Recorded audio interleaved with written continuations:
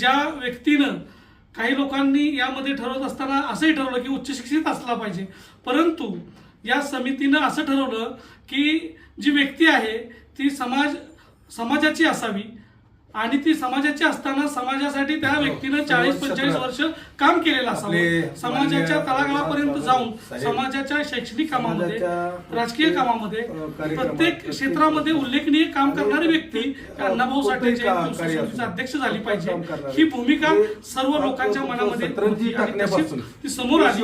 आणि आम्ही या सगळ्या गोष्टी विचार करत असताना आमच्या समोर आणि सगळ्यांच्या समोर एकमेव चेहरा तयार झाला की ते बाबासाहेब आहेत आणि रघुनाथ बाबासाहेबांची या ठिकाणी सर्वानुमते आमचे मार्गदर्शक अण्णा असतील, अण्णांच्या मार्गदर्शनाखाली किशोर भाऊ असतील, या सगळ्यांच्या मार्गदर्शनाखाली आम्ही आज रघुनाथ बाबर यांच्या अध्यक्षपदी निवड केली।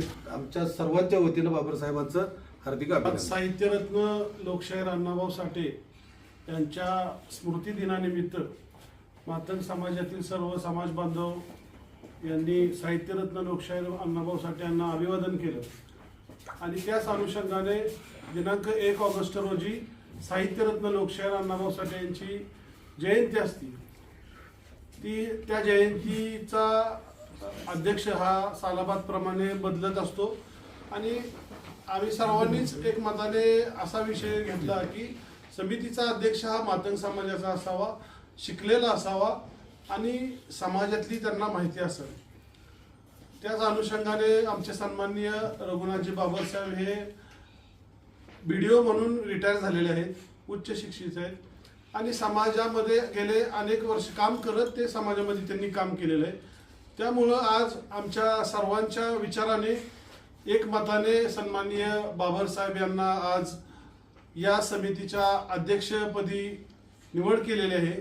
त्यामुळं मी सन्माननीय बाबरसाहेब यांना पुढील वाटचालीसाठी शुभेच्छा देतो आणि आपल्या हातून अण्णाभाऊ साठे यांची जयंती उत्कृष्ट पद्धतीने व्हावी अशा शुभेच्छा देतो। साहित्यरत्न लोकशाहीर अण्णाभाऊ साठे यांची 57वी पुण्यतिथी निमित्त 57वी तेच की 57वी पुण्यतिथी निमित्त सातारा शहरामध्ये सालाबाद प्रमाणे गेले अनेक वर्षापासून 30-35 वर्षापासून हे जयंतीचं पर्व चालू आहे आणि सालबाद आम्ही प्रत्येक जयंतीला अध्यक्ष हा निवडत असतो आणि त्या पद्धतीनं त्या जयंत्या साजऱ्या करत आजपर्यंत आलेलो आहे। आज या ठिकाणी आम्ही बाबासाहेबांची निवड केली, या ठिकाणी आज अनेक संघटनेचे हे पदाधिकारी आहेत, परंतु समाज म्हणून आम्ही सर्व मातंग घटक एकाच वेळी येऊन समाजाच्या विकासासाठी आणि अण्णाभाऊंचे आणि बाबासाहेबांचे विचार हे तळागाळापर्यंत पोहोचवण्याचं काम करण्यासाठी ह्या जयंत्या वगैरे आम्ही त्या पद्धतीनं करत असतो आणि समाजाला एक आगळी वेगळी मार्गदर्शनाची वाटचाल करून ठेवलेली आहे। आज या ठिकाणी रघुनाथ बाबरसाहेबांच्या बद्दल आता माझ्या सर्व सहकार्याने सांगितलेलंच आहे की हा माणूस अतिशय प्रामाणिक आणि अतिशय सोज्वळ असणारा, की ज्याला समाजाचं सगळ्याच गोष्टीचा अनुभव आहे, असा एक चेहरा आज आम्ही या ठिकाणी अध्यक्ष म्हणून घोषित केलेला आहे। ह्याच्या आधीच्या अध्यक्षांनी देखील आज 2 वर्षामध्ये तुम्ही बघताय सगळी की 2 वर्षामध्ये अण्णाभाऊ साठेंच्या जयंतीसाठी पुतळ्याचं वर्ग हे असेल ते सर्व आज ह्या माध्यमातून आम्ही उभं करत आलेलो आहे आणि ही जयंती आता आमच्या सहकार्याने सांगितलं की ही त्या 30-35 सालापासून ही जयंती आमचे काम करत राहिलेली आहे आणि खरी जयंती म्हणून मी आता यांनी हे सांगितलं की ही खरी जयंती आहे। हे सर्व मातंग बांधव मिळून आम्ही एकमेकाच्या विचाराने घेऊन पुढे चाललेली जयंतीची दिशा आहे आणि त्याच माध्यमातून आज देखील आम्ही या ठिकाणी अशाच पद्धतीची निवड केलेली आहे।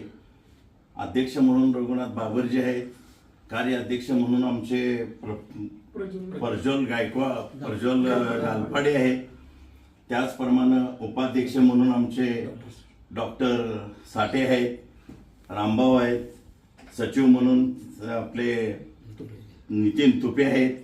असे बऱ्याच ठिकाणी आता ह्या कार्यकर्त्यांची निवड झालेली आहे आणि कार्यक्रमाची रूपरेषा ही किशोर गालपाडे सोमवारी सर्व रीतसर पेपरला देऊन मी रघुनाथ बाबर प्रथम सर्व महापुरुषांना अभिवादन करतो आणि आज मला साहित्यरत्न लोकशाहीर अण्णाभाऊ साठे संयुक्त समारोह समितीच्या अध्यक्षपदी 2026च्या जयंतीच्या अध्यक्षपदी निवड केली, त्याबद्दल सर्व आमचे जे जुने पदाधिकारी आहेत, माननीय अण्णा वायदेंडे, किशोर गालपाडे साहेब, नंतर उमेशजी चव्हाण, सत्यवानजी कामाने आणि सर्व ही जी मंडळी आमची आहेत, या सर्वांचं मी प्रथमतः ऋणी आहे.